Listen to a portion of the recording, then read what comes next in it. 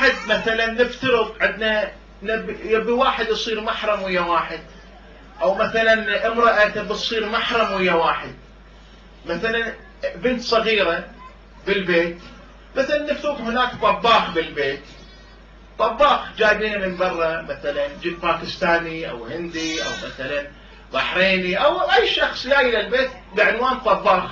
هاي الطباخ يبي يصير هي صاحبة البيت محرم، صاحبة البيت تبي يطلع شوية شعرها، لو شوي رقبتها، لو شيء من ايدها، لو شيء من ساقها. فاذا كان هناك شخص مثلا غير محرم وياها وما تقدر تاخذ حريتها وتاخذ يعني حرية بالحركة، فتبي تصير ويا هذا الشخص محرم، شو تسوي؟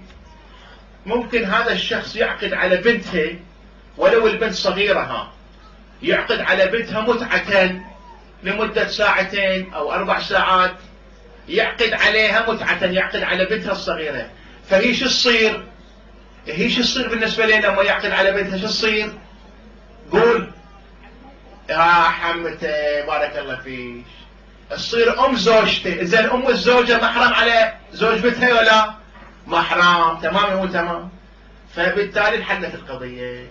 فيمكن ان هناك تنشأ صيغة العقد المؤقت لاجل المحرمية، وانحلت لنا بذلك المشكلة.